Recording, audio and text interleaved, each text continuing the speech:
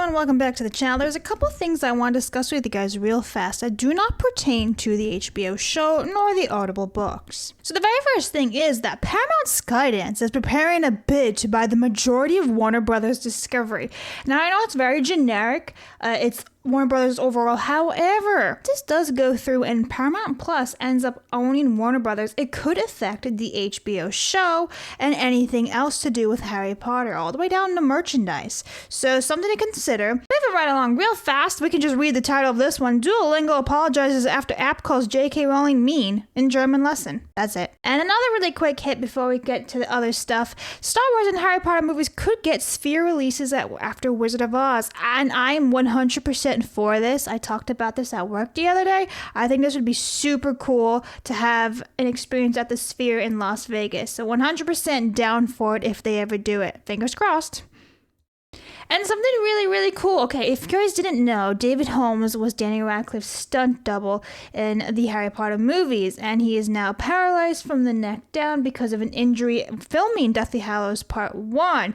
So every single year for like 15 years or 16 years, they've been doing a charity stream, as in they, like David Holmes, Daniel Radcliffe, Tom Felton, they always do these things to raise money. So the live stream is like 4 hours long, by the way. I did promote this on my YouTube channel, saying, hey, if you guys want to check out, Alfie and all the guys play cricket, this is the live stream for you. But here's the big photo of everybody. I'll show you. You see, look at that. David Bradley, who played Arthur in Merlin. Obviously, Tom Felton, who is Draco Malfoy. No, he was not playing because apparently his contract with Cursed Child wouldn't allow him to do physical stuff, which makes sense. If he's injured, they're screwed. And there's obviously Alfie Enoch, who played Dean Thomas, and a bunch of other crews, even some of the stunt double guys from the Harry Potter movies were involved, so that was really, really fun. More photos of David and Tom, David and Bradley as well. And then there's a selfie of Tom, a video, but there's no audio, so there's that. But I did want to share that they raised 10,000 British pounds for the Royal Orthopaedic Hospital. So that's pretty awesome. Anyway, there's another selfie of them. Or not selfie, but another photo. Moving right along. This one is pretty upsetting. This is the British Film Designers Guild. 6 days ago, it was posted. I was going to report this ASAP, but life got in the way. So, Stuart Craig, unfortunately, has passed away. Now, if you didn't know, he was an Oscar-winning production designer. He is basically Chris Columbus is the father of Harry Potter. Stuart Craig is also included in shaping the Wizarding World and designing everything. He is the reason why the Wizarding World looks the way it does. And ironically, I've had this video scheduled on the back end of my YouTube channel for 2 months now or so. I have a Stuart Craig sketch, or print I should say, on the back end to explain everything to you guys, and it's kind of weird because I'm talking about him as he's alive since I filmed it months ago. By the time you guys see it in a couple of weeks, he's no longer here, so it's a bit sad. It's nice to know that I have one of his prints that's hanging on my wall, and it features 2 of my favorite characters. So here's some beautiful tributes, obviously one from David Holmes himself, Daniel Radcliffe's body double, or I should say Daniel Radcliffe's stunt double. We have Mina Lima, who worked really, really closely with Stuart Craig for years and years, 30 years they say, so there's that one. Nice little tribute. Then Eduardo, who is half of Mina Lima, he also made a personal tribute on his Instagram. And then the Harry Potter account made a tribute, which I thought was beautiful. I was really hoping that they would. I was going to be really pissed off if they didn't because, they don't always do all these tributes, so I was really glad that they did. The Harry Potter account says, without him, this wonderful world of imagination and magic would not have been possible, and they're 100% correct. Yeah, there's another little tribute from Eduardo right there. And then J.K. Rowling even came in and made a tribute as well. She says, working with Stuart Craig was one of the privileges of my life. He was a true visionary and conjured the Wizarding World for the screen as nobody else could have done. He was also one of the nicest people you could have ever hoped to meet. My deepest condolences to his loved ones. And there he is, pictured with Hogwarts. And yes, this is all credited to him. So, rest in peace, sir. Thank you for everything. Now, in other happier news, the British Bake Off, which is the Wizards of Baking, Season 2 is going to be premiering November 2nd. So, if you guys remember, last year was Season 1, or even the very beginning of this year. I can't even remember. Time is flying. But Season 2 will be premiering soon. But the cool thing is that's going to have more Harry Potter guests. So, at the very bottom here, it says Warwick Davis, who played Flitwick in both the movies and HBO now. Afshan Azad, who played Parvati Patil in the movies, will be guest starring, as well as Devin Murray. And Devin Murray played Seamus Finnegan in the Harry Potter movies. So they're going to be joining. Honestly, the thing that they make is quite beautiful, but I've heard the show was a bit lackluster. Like, they're too nice to judges and things like that. It's very similar to like the Lego building of Harry Potter challenges.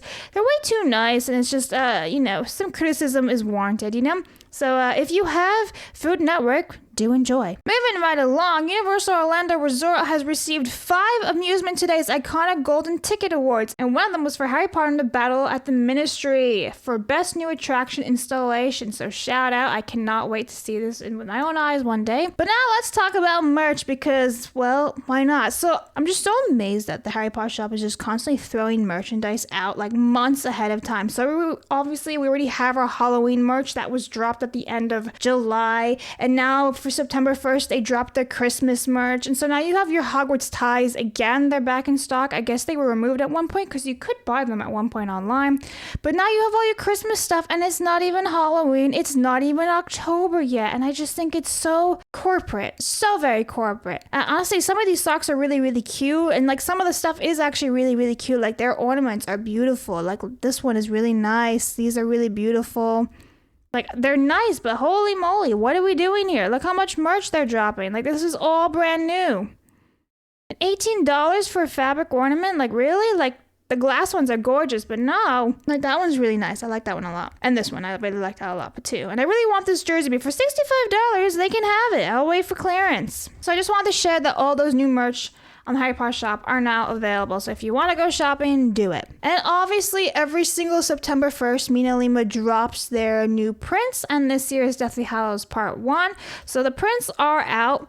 I gotta be honest, I was not that impressed with them. Just the faces seem a bit off, so I have not bought anything this year, which is kind of shocking because for the last 7 years, I basically have been getting at least one thing.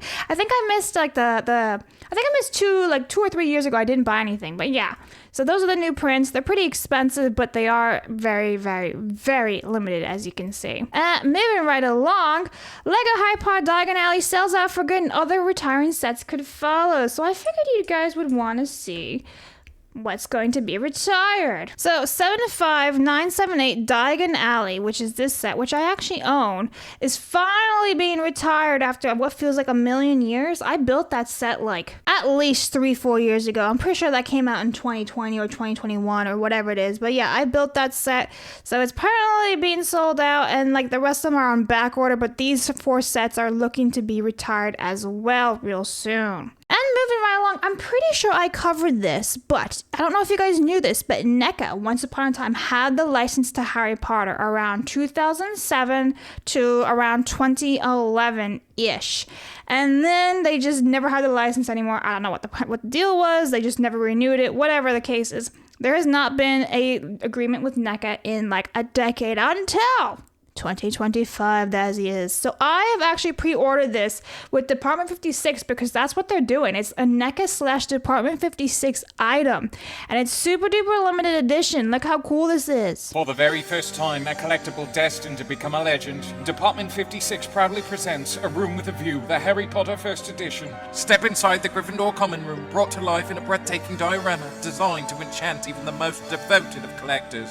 This limited edition treasure features tapestry-draped walls, a gilded crest, a gleaming brass chandelier, and 24 exquisite accessories, all magically and massively crafted with extraordinary attention to detail. If purchased individually, the full set would cost twice as much, but now, A Room with a View can be yours for 4 easy payments of $74.99. Only 3,000 of this first edition will be produced. A Room with a View by Department 56, an heirloom for every Harry Potter collector. Get yours today before they vanish. So as you can see, pretty darn cool. Now, like I said, I've already pre-ordered this because I had a coupon. I did this like 2 months ago already.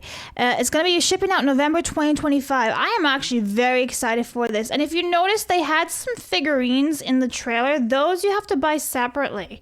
But you do get all these beautiful accessories. I'm so for it. I'm just really hoping that it's like glass.